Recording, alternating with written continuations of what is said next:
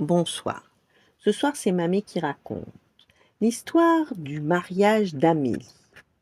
On empilera les disques ici, et les gâteaux et les sandwichs sur cette table. Et le champagne. Oh, le champagne n'est pas encore arrivé. Ne mets pas le bouquet de lilas au soleil, il va être tout fané. Robin se réveille. Il entend tous ces bruits dans le jardin. Il est encore très tôt.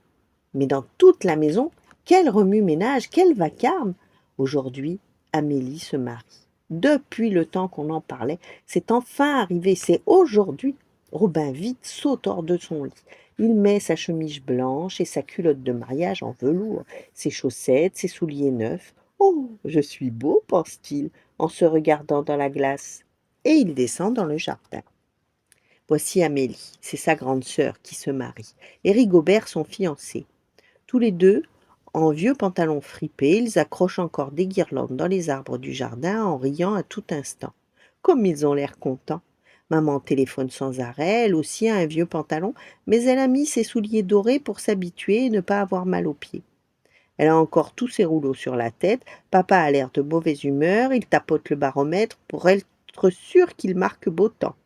Grand-père, grand-mère et grand-mamie, assis autour d'une table, boivent leur café en mangeant des biscottes. Ils ne s'occupent pas du remue-ménage. Grand-mamie, qui est très vieille, a déjà son chapeau fleuri, mais elle a mis sa blouse de ménage pour ne pas salir sa belle robe de noces. Dong, ding, dong. Mon Dieu, dit maman affolée, voilà déjà 10 heures. Nous ne serons jamais prêts. Feu, tout le monde disparaît. Robin n'a pas eu son petit déjeuner. Dans les préparatifs, personne n'a pensé à le lui donner. Sur la table, il reste des biscottes et de la confiture. Il monte sur la chaise, se penche pour attraper le couteau, quand, patatras, le voilà étalé de tout son long dans les tasses, le café, la confiture, une belle confiture de groseille, rouge, collante, qui dégouline sur sa chemise de noces. Robin, mais Robin, es-tu prêt? Crie maman. Nous partons.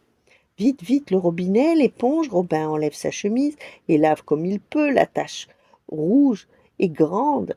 Voilà, on ne voit presque plus rien. Il a le ventre tout froid et tout mouillé, mais personne ne remarque rien. Tout le monde regarde Amélie avec son grand chapeau et sa robe fleurie. Rigobert lui donne la main. Il a l'air fier, Rigobert, avec son pantalon neuf et sa grosse cravate blanche.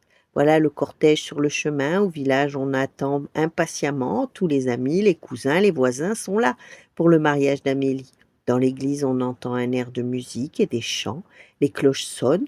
Quand Rigobert et Amélie sortent de l'église, ils ont l'air heureux. Oncle Marcel se faufile devant tout le monde pour prendre les photos. Les mariés s'embrassent et tout le monde applaudit. Madame Lampion tapote son chapeau. C'est la maman de Rigobert.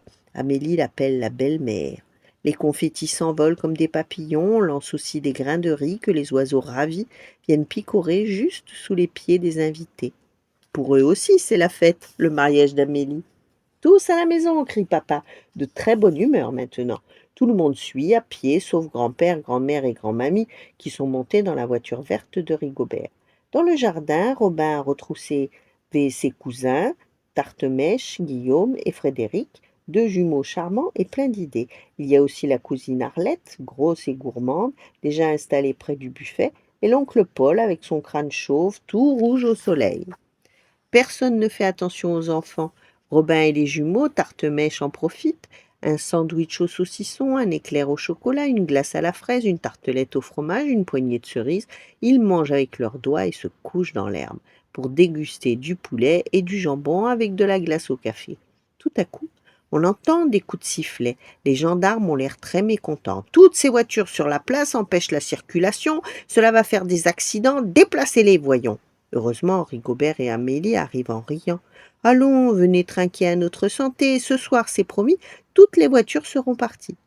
Les gendarmes veulent bien ne plus être de mauvaise humeur. Ils s'asseyent par terre et chantent des chansons. Les cousins Tartemèche courent partout. Comme ils sont très chauds, ils boivent dans tous les verres qu'ils trouvent, de l'orangeade, un fond de champagne, du vin rouge. Robin, lui, est fatigué. Son cousin Bernard lui a fait essayer sa pipe. Avez-vous vu Guillaume et Frédéric? Demande-t-il à tout le monde. Mais personne ne les a vus. Finalement, c'est grand-père qui les retrouve, endormis dans l'escalier. Le soir commence à tomber, le ciel est rose et doré, d'un seul coup les lumières s'allument. Le bal va commencer, dit Rigobert. La musique éclate, grand-père et grand-mère reconnaissent bien l'air. C'est une musique de quand nous étions jeunes.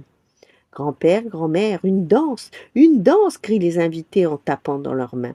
Alors ils se mettent à danser, très heureux. Puis la musique va plus vite. Il faut sauter et tourner. Robert saute et tourne en chantant très fort. Cet enfant a bu, dit maman.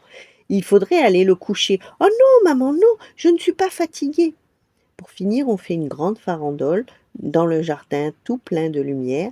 Les invités commencent à s'en aller. Amélie et Rigobert partent aussi. Papa et maman les embrassent très fort. Robin est un peu triste quand la musique s'arrête. Dis maman, est-ce qu'Amélie se remariera encore l'année prochaine pour faire une fête comme aujourd'hui? Voilà. Bonne nuit, faites de beaux rêves et à demain.